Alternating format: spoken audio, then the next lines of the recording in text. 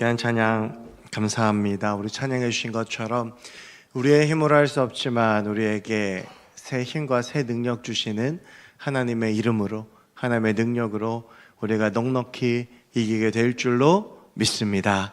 우리가 그 하나님의 능력 붙잡고 나아가서 승리하는 주의 백성들이 되길 주의 이름으로 간절히 소망합니다. 제가 시간이 한 번씩 짬이 날 때마다 하는 것 중에 제게 등록된 카카오톡 친구들의 프로필 사진을 염탐하곤 합니다.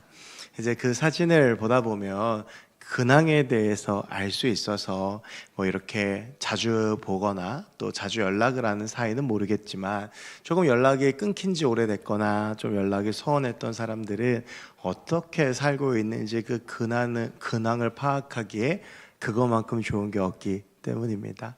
특별히 청년부 사역을 오래 했어서 아는 청년들, 또 그들이 또 결혼을 하거나 자녀를 낳고 이런 청년들도 있어서 그들의 근황이 궁금하기도 하고 또 기도 제목도 알고 싶고 그래서 한 번씩 프로필에 있는 사진들을 보곤 합니다. 그런데 제가 그렇게 보다가 한 가지 발견한 것이 있습니다. 이 세대별로 프로필 사진에 거는 일반적인 사진들이 조금은 다른데요.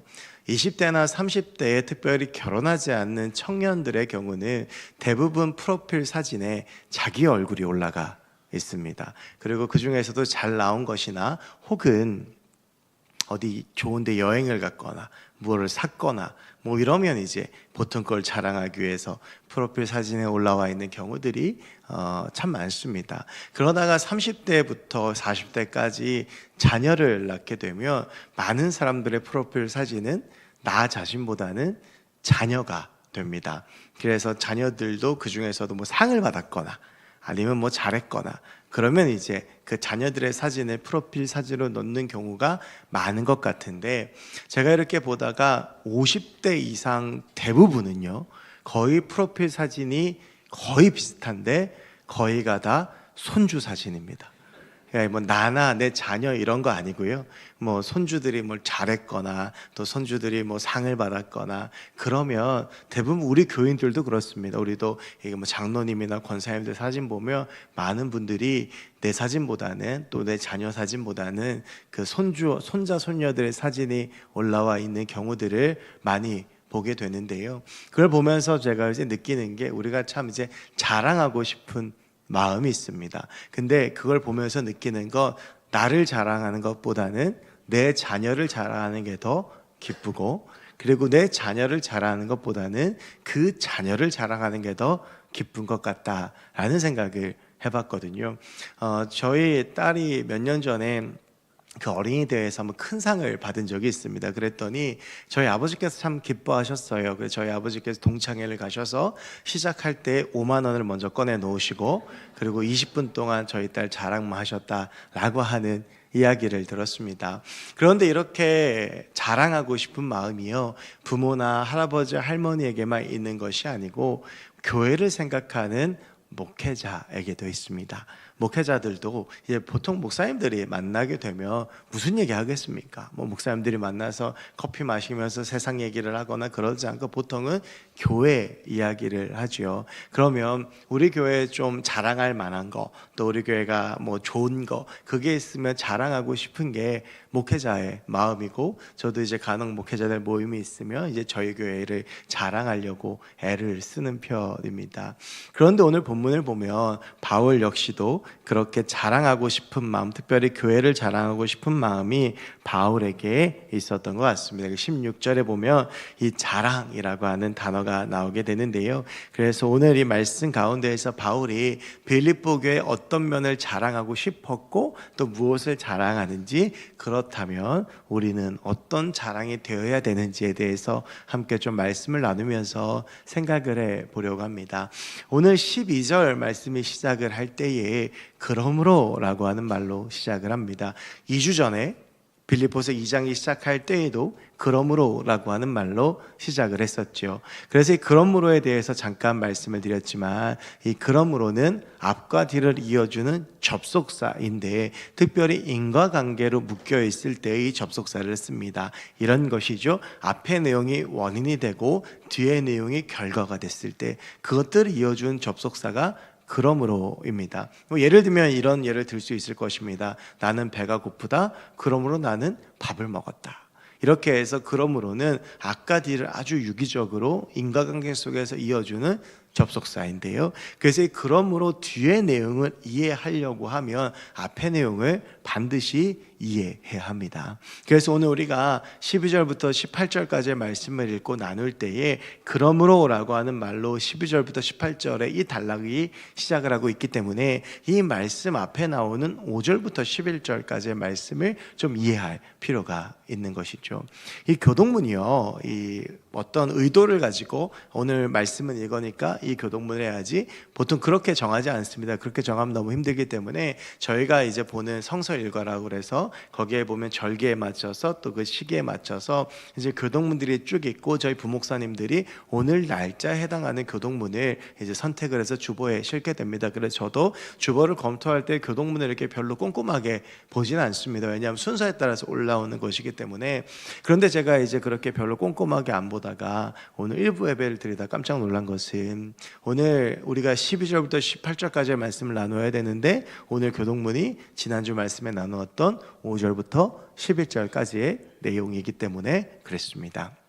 여러분 5절부터 11절까지는 제가 지난주에 말씀을 드리면서 이것이 빌립보서 핵심이면서 복음의 핵심 그리고 복음의 신비다라고 하는 말씀을 드렸던 것을 기억하실 것입니다. 5절부터 11절까지 우리 주 예수 그리스도에 대해서 이야기를 하고 있는데요. 예수 그리스도께서는 원래는 하나님이셨습니다. 그래서 그분은 하나님으로서 가지고 있는 지위, 특권, 능력이 있으셨지만 그 모든 것들을 다 버리셨지요. 그래서 우리가 관용적으로 하늘 보좌를 버렸다라고 하는 말을 자주 쓰죠. 그래서 예수 그리스도께서는 하늘 보좌를 버리고 이 땅 가운데 오셔서 사람의 모습을 입으셨는데 우리 주님께서 입으셨던 사람의 모습은 세상의 왕이시니까 이 땅의 왕으로서의 모습이나 재벌이나 부자로서의 모습이 아니라 종의 형체를 가지셨습니다. 그 종은 둘로스라고 해서 가장 인간 중에서 비참한 모습을 가진 노예의 모습이었는데요. 우리 주님께서는 그 종의 형체를 가지시고 십자가에 달려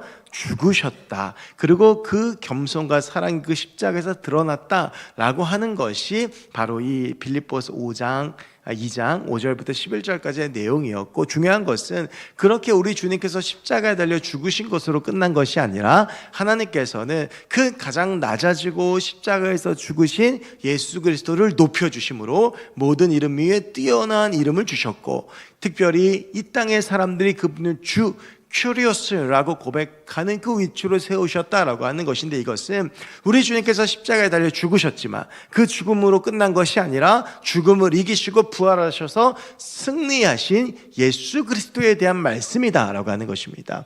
여러분, 제가 이 말씀이 복음의 핵심이라는 말씀을 드렸는데요, 복음의 핵심은 결국 이런 것이죠. 우리가 예수 그리스도의 십자가의 사랑과 그 사랑으로 인해 죽으심과 그 죽음을 이기신 십자가의 부활의 능력으로 우리가 구원을 받게 되었다라고 하는 것입니다. 여러분, 이것이 오늘 앞선 본문의 내용입니다. 그래서 이 말씀에 이어서 그러므로라고 하는 말을 통해서 이렇게 이야기하는 겁니다. 그러므로 너희 구원받은 사람들아, 그러므로라고 하면서 구원받은 사람들의 삶에 대한 이야기가 나올 것이라는 것을 우리가 알 수 있게 되죠. 바울이 이렇게 이야기를 합니다. 그러므로 구원받은 자들아, 구원받은 나의 사랑하는 자들아, 너희가 나 있을 때뿐 아니라 더욱 지금 내가 없을 때에도 라고 하는 말이 나오는데요. 여러분, 여기서 지금 너희가 나 있을 때뿐만 아니라 더욱 지금 나 없을 때에도 라고 하는 것은 현상적으로 현재 바울과 빌립보 교회의 관계를 보여주죠. 바울이 빌립보 교회를 개척했고, 그리고 빌립보 교회를 세웠고, 빌립보 교회에서 함께 했지만 지금은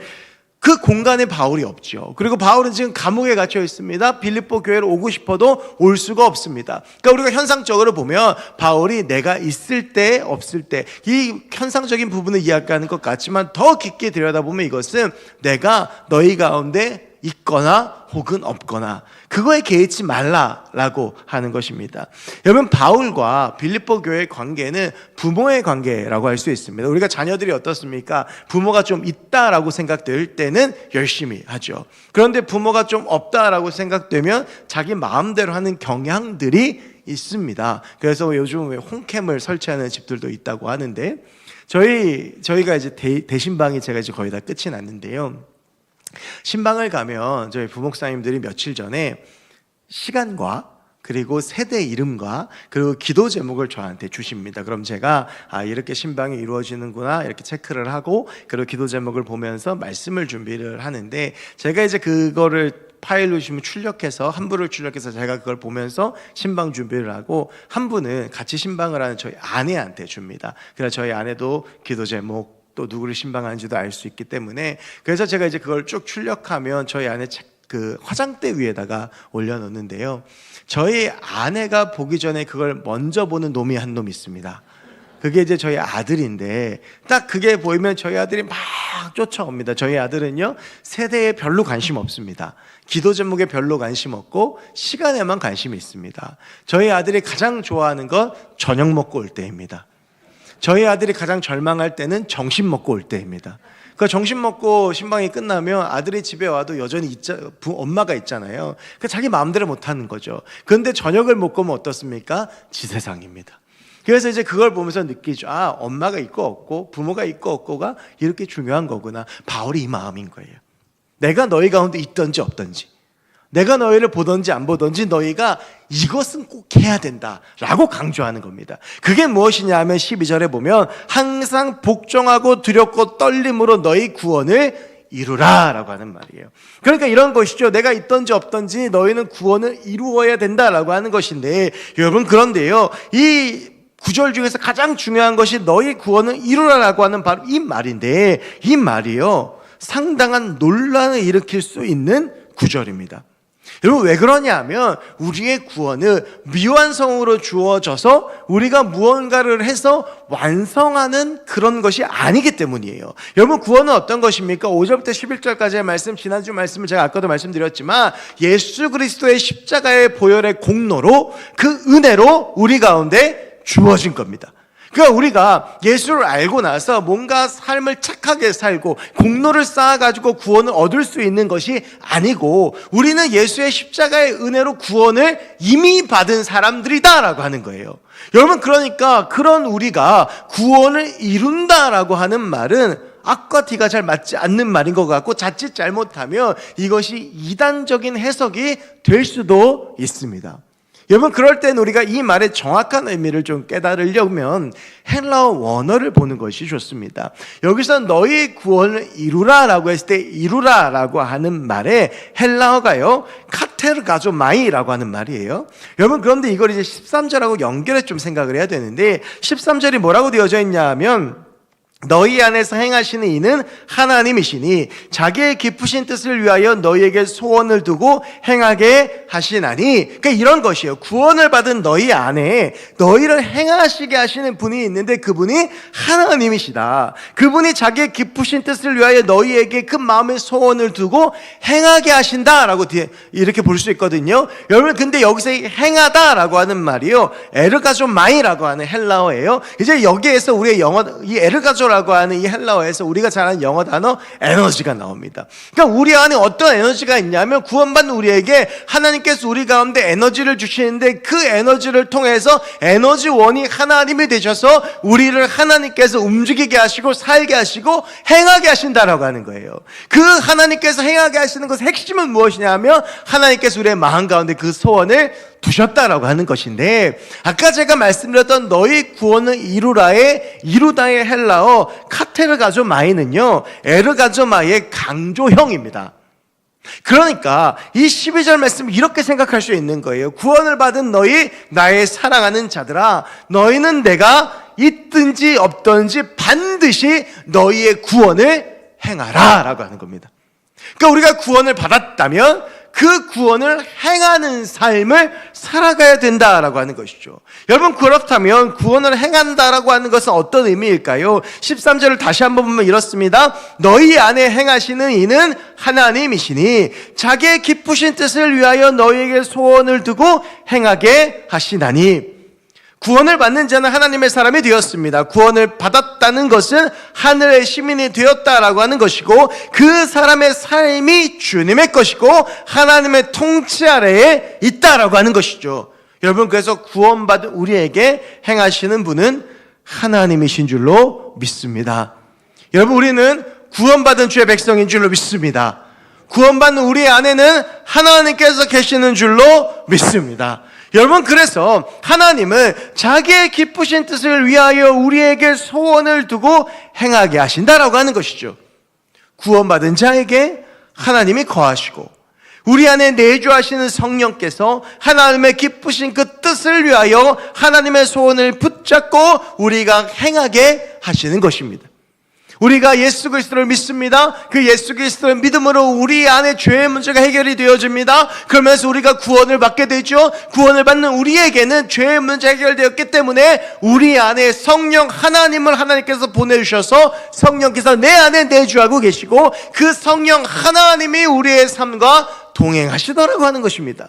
여러분, 그러니까 우리가 사는 삶은 하나님께 속해 있는 것이다라고 하는 것이죠. 오늘 바울은 빌립보 교인들에게 무엇이라고 이야기하냐 하면, 구원을 받은 너희들아, 너희는 너희 안에 계시는 구원자 되신 예수께서 너희를 행하게 하시고 이끌어 가시는 대로 살아가야 되고 행해야 한다라고 말씀하고 있는 것입니다. 그러면서 그런 구원받은 너희에게 하나님께서 소원을 주셨다라고 하는 거예요. 여러분, 그렇다면 이제 중요한 것은 그것이죠. 하나님의 소원이 무엇인가라고 하는 것입니다. 여러분, 그 하나님의 소원을요, 마태복음 4장 11절에서 볼 수 있습니다. 여러분, 마태복음 4장은요, 마태복음 4장이 시작하면서 우리 주님께서 광야에서 시험 받으신 이야기가 나옵니다. 공생애에 대한 준비가 끝나신 거예요. 그리고 마태복음 4장 다음에 나온 마태복음 5장부터 우리 주님의 첫 설교라고 할 수 있는 산상수훈의 말씀이 나옵니다. 그런데 그 사이에 우리 주님께서 제자들을 부르시고 복음을 선포하시는 그 사역들을 하셔요. 여러분, 그럴 때 우리 주님께서 그 공생애를 시작하시면서 처음으로 외치셨던 말이 마태복음 4장 17절에 나오는데 어떤 말이냐면요, 이때부터 예수께서 비로소 전파에 이르시되 회개하라, 천국이 가까이 왔느니라. 여러분, 여기서 회개라고 하는 것은 우리가 예수 그리스도를 믿음으로 그 십자가 앞에서 행하여지는, 내가 주님 앞에서 주님을 구주로 받아들이고 내 죄를 고백하는 바로 그것이죠. 여러분, 그러니까 여기서 회개가 상징하는 것은 무엇이겠습니까? 우리의 구원인 거예요. 우리가 회개함을 통해서 구원을 받았어요. 예수의 십자가로 구원을 받았어요. 그런 다음 우리의 관심사가 무엇이 되어야 되는 것입니까? 천국이 되어야 되는 것입니다. 여러분, 하나님의 소원은 무엇입니까? 하나님의 나라가 확장되어지는 것이죠. 여러분, 그것을 잘 보여주는 것이 예수님의 치유 사역입니다. 여러분, 우리 주님께서는요, 인기를 얻기 위해서 병든 사람을 고치지 않으셨습니다. 사람들을 모으려고 치유 기적을 행하셨던 것이 아닙니다. 그렇다면 우리 주님께서는 왜 치유의 기적들을 베풀어 주셨는가? 여러분, 요한복음 21장 22장을 보면 하나님의 나라가 어떠한 곳인지 사도 요한에게 보여주신 하나님의 환상이 나와요. 그래서 요한복음 21장과 22장은 천국의 주소라고 하는 별명이 있습니다. 천국은 이런 곳이다라고 하는 거예요. 그 시작이요, 요한계시록 21장에 시작하면 새 예루살렘, 그 하나님의 나라가 우리 가운데 임해요. 근데 그곳이 어떤 곳이냐 하면 21장 3절을 보면 하나님께서 친히 그들과 함께 계십니다. 그리고 하나님께서 계신 하나님의 나라가 어떤 곳이냐면 모든 눈물을 그 눈에서 닦아주시니 다시는 사망이 없고 애통하는 것이나 곡하는 것이나 아픈 것이 다시 있지 아니하리니 처음 것들이 다 지나갔음이러라. 하나님의 나라는 어떤 곳이냐면 곡하는 것, 사망하는 것, 사망, 애통하는 것, 아픈 것 있지 않은 곳이다 라고 하는 겁니다. 여러분, 예수님께서 치유의 기적을 베푸신 것은요, 바로 이 하나님의 나라를 보여주시고 하나님의 나라를 확장해 나가셨던 것이죠. 여러분, 구원을 행하는 것은요, 우리 안에 주신 하나님의 그 소원을 행하는 것입니다. 무엇입니까? 나의 삶을 통해 하나님의 나라를 확장해 가는 것이죠. 예수 그리스도의 사랑을 기억하며 그분이 처한 겸손과 사랑으로 세상과 사람들을 섬기는 것입니다. 여러분, 하나님께서 우리를 구원하신 그 의미를 분명히 깨달아야 합니다. 하나님께서 우리를 사랑하셔서 우리를 구원해 주셨습니다.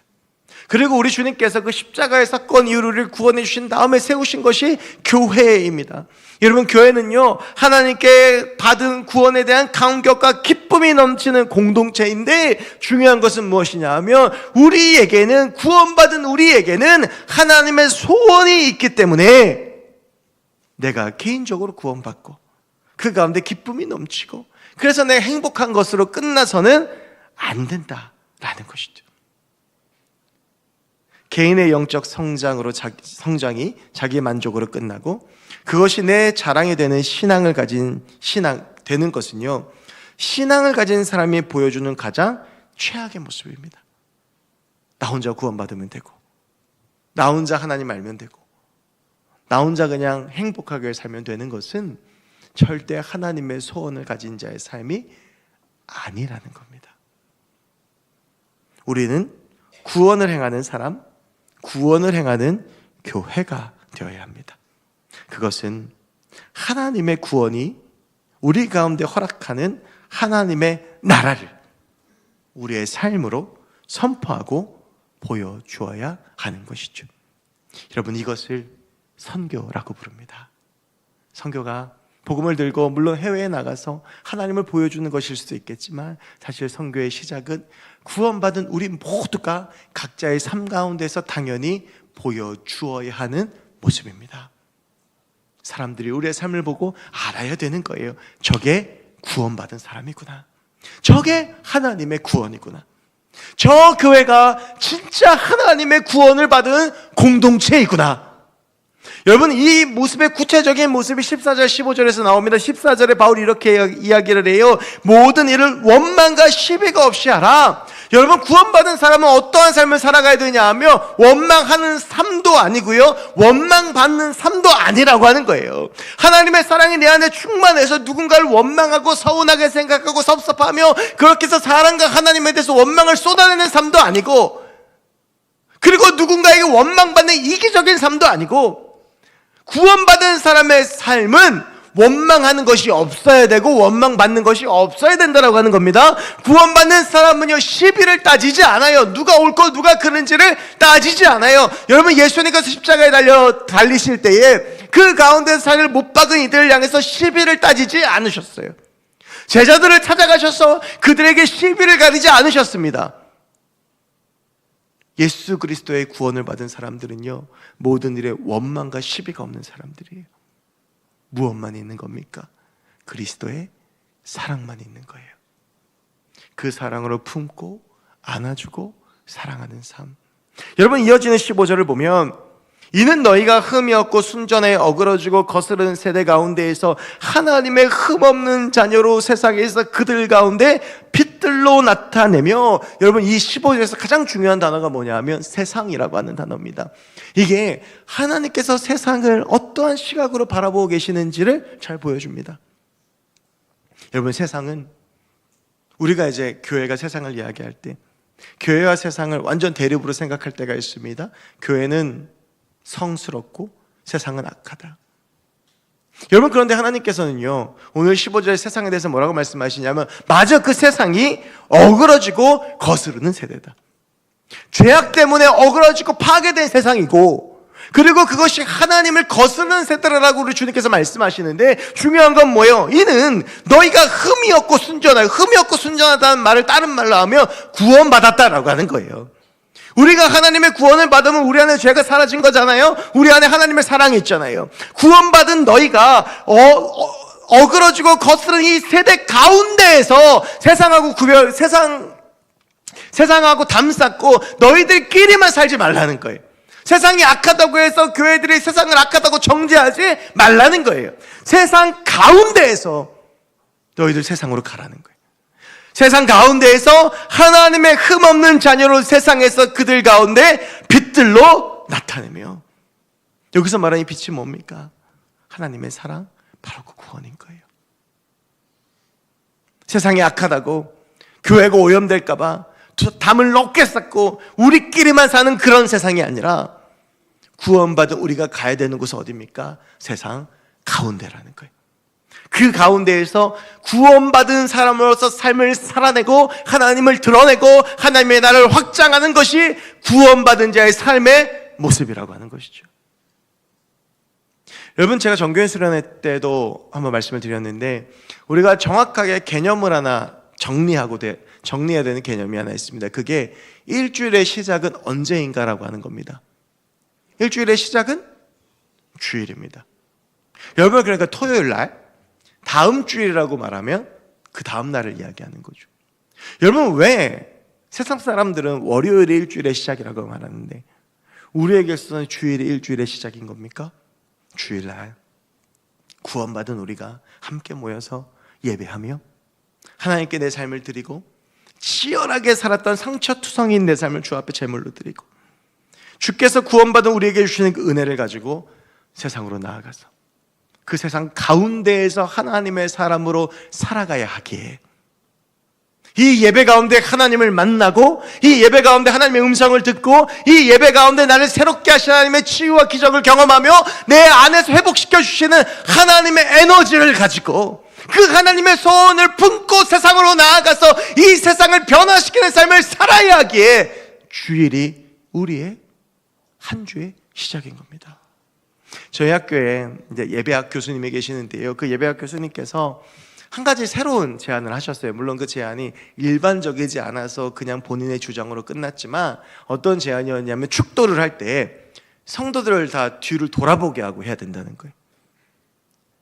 왜 그러느냐? 축도는 예배 끝에 하잖아요. 이 축도라는 게 원래 어떤 거냐면, 예배를 드린 성도들이 이제 이 예배를 마치고 삶의 자리로 돌아가야 하니 하나님의 축복권을 위임받은 목회자가 그 성도들이 세상에서 승리할 수 있도록 하나님의 능력을 선포하고 축복하는 것이 축도인 거예요.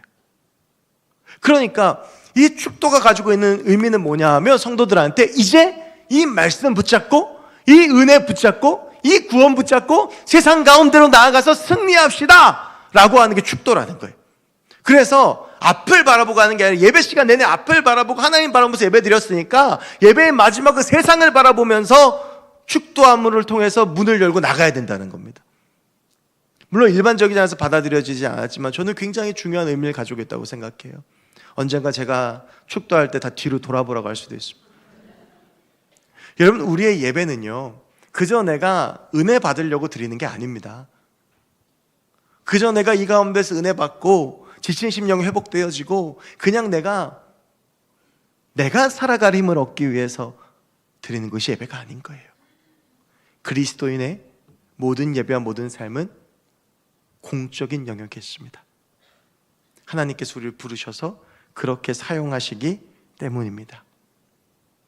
그런 빌립보 교회를 향해서 바울이 이렇게 이야기를 해요. 생명의 말씀을 밝혀 나의 다름질 헛되지 아니하고 수고 덧되지 아니하므로 그리스도의 날에 내가 자랑할 것이 있게 하려 함이라.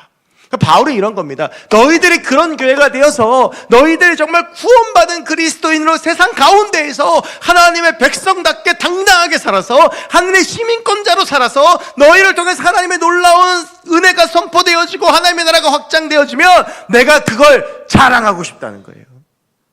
여러분, 중요한 건 그거예요. 바울이 지금 이 자랑을 누구에게 하고 싶은가인 겁니다. 같은 목회자 입장에서 보면 저도 이제 가끔 제가 사역했던 교회 부목사님들을 만나거나 이야기하면 저희 교회 자랑 진짜 많이 합니다. 우리 교회가 이랬어, 우리 교회가 이리 좋아, 이렇게 자랑을 하는데, 그러면서 이제 뭐 뿌듯하기도 하고 마음의 기쁨도 누리는데요, 바울은 지금 사람에게 자랑하고 싶은 게 아니에요. 제가 이렇게 막 자랑하다 보면 은연중에 좀 부끄러운 고백이지만 제 안에 나 이만큼 목회 열심히 하고 있어, 나 그걸 잘하고 있어, 이걸 막 보여주고 싶은 마음도 있는 거예요, 제 안에 인간적으로. 근데 여러분, 바울은요 그런 자랑을 하고 싶은 게 아닙니다. 여러분 이 말씀을 잘 보시면 바울이 누구에게 자랑하고 싶은지가 나와요. 바울이 언제 자랑하고 싶다고요? 그리스도의 날에. 내가 하나님 앞에 섰을 때 자랑하고 싶다는 거예요. 내가 하나님 앞에 섰을 때에 하나님 앞에 내가 너희를 자랑하고 싶다. 하나님, 하나님께서 제게 은혜 주셔서 세운 저 빌립보 교회가요, 저 어려운 빌립보라는 척박한 상황 속에서도 구원받은 자로서 구원을 행하는 삶을 살고 있습니다. 저들이 자기의 생명 걸고 그렇게 살아가고 있고, 그래서 저들을 통해서 저 빌립보라는 땅에 하나님의 나라가 확장이 되었습니다. 주님, 너무 자랑스럽지 않습니까? 너무 기쁘지 않습니까, 하나님? 여러분, 이 바울의 마음이 17절, 18절에 계속해서 나와요. 바울이 뭐라고 이야기를 하냐면, 만일 너희의 믿음의 재물과 섬김 위에, 이게 지금 빌립보 교회에게 지금 권면한 이 권면들이잖아요. 너희가 그 구원을 가지고 구원자로서 하나님을 드러내고 하나님 나라를 확장하는 삶을 살아가면 내가 나를 전제로 드릴지라도, 여러분이 바울이요 자기 인생에 대해서 회고할 때 전제라는 표현을 잘 씁니다. 전제는요 제사 중에서 이 액체가 있으면 이거를, 이 포도주를 그 제단 위에다가 다 부어드리는 제사예요. 여러분, 바울이요 이 똑같은 표현을 디모데후서 4장 6절에서 디모데에게 씁니다. 자신의 죽음을 직감하고 내가 나의 삶을 전제와 같이 부어서 드렸다. 내 믿음의 길을 달렸다. 무엇이에요? 내 인생을 다 부었다라는 거예요. 근데 여러분, 전제는요 그냥 포도주를 땅에다 부으면 그냥 그건 붓는 게 되는 거죠. 이게 전제가 되려면 제단 위에 부어야 되는 거예요. 바울이요 내 삶을 다 하나님 앞에 드렸고 난 죽을 때가 됐다. 빌립보서는 감옥에서 쓴 편지잖아요. 내일이 어떻게 될지 몰라요. 죽을지도 몰라요. 여러분, 그런 상황 가운데서 얼마나 마음이 낙심되고 얼마나 두렵고 떨리겠어요. 그런데 바울이 내 삶을 그렇게 전제로 드릴지라도 이 다음 표현을 보세요. 나는 기뻐하고 너희 무리와 함께 기뻐하니 이와 같이 너희도 기뻐하고 나와 함께 기뻐하라. 여러분, 이런 거예요. 바울이요 이 권면을 하면서 상상을 하는 거죠. 내가 하나님 앞에 섰을 때에 이 빌립보 교회를 자랑하며, 하나님, 제가 이 빌립보 교회와 함께 이렇게 신앙생활을 했어요. 하나님, 내가 세우고 지도한 이 빌립보 교회가 이렇게 하나님을 온전히 드러내는 그런 교회가 됐습니다. 그러면서 빌립보 교인들은 너희들도 그걸 한번 상상해 보라는 거예요. 너희가 하나님 앞에 섰을 때에, 하나님, 내가 구원받은 사람으로서 하나님 앞에 이렇게 살아가며 우리를 통하여 빌립보라는 땅이, 이 도시에 하나님 나라가 확장되어졌고, 그리고 그 확장이 빌립보를 넘어 이 로마 전역으로 됐습니다. 하나님, 내가 그렇게 살다 왔습니다 라고 이야기를 하면 하나님이 얼마나 기뻐하시겠는가. 이 자랑을 내가 하나님 앞에 하고 싶다라고 하는 겁니다. 여러분, 저도 꿈꿔봅니다. 하나님 앞에 제가 나중에 섰을 때, 하나님께서 제게 김해교회라는 교회를 맡겨주셔서 30년 동안 목회하다가 지금 하나님 앞에 섰는데요, 하나님, 우리 교회가요 그냥 우리끼리만 행복하고 우리들만의 잔치가 되고 그냥 우리끼리만 즐기고 개인의 영적 성장을 자랑하고 했던 교회가 아니라, 우리를 구원해 주신 주님의 구원 붙잡고 내 안에 소원을 주신 하나님의 소원 붙잡고 하나님의 나라를 확장하는 교회로 함께 지내다 왔습니다. 여러분, 우리 모두가 하나님 앞에 섰을 때, 하나님, 내가 김해교회 주께서 보내셔서 이렇게 지냈고 김해교회에서 이렇게 신앙생활 했는데, 하나님, 우리 교회가, 내가요 하나님께서 내게 주신 그 사랑을 가지고 은혜를 가지고 이 세상 가운데 하나님을 보여주고 하나님 나라를 확장하고 하나님 앞에서 살아가다가 주님 이렇게 왔습니다라고 이야기할 때에 바울이 이야기하는 거예요. 얼마나 기쁘겠느냐. 얼마나 하나님이 기뻐하시고 나는 기쁘고 그 하늘나라의 그 천국 잔치가 얼마나 기쁘겠느냐라고 오늘 바울이 이야기하는 것이죠. 여러분, 우리가 구원받은 자로 구원을 행하는 주의 백성들이 되길 소원합니다.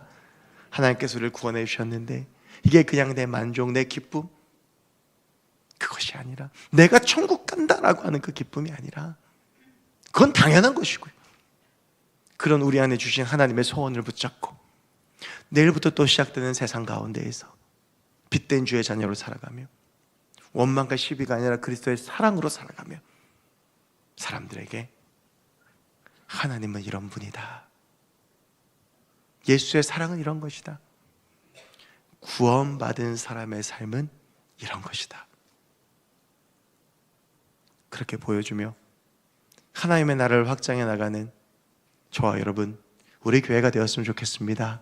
우리 교회가 우리가 그렇게 살아가고 그렇게 살아내고 그렇게 존재할 때에 저는 확신합니다.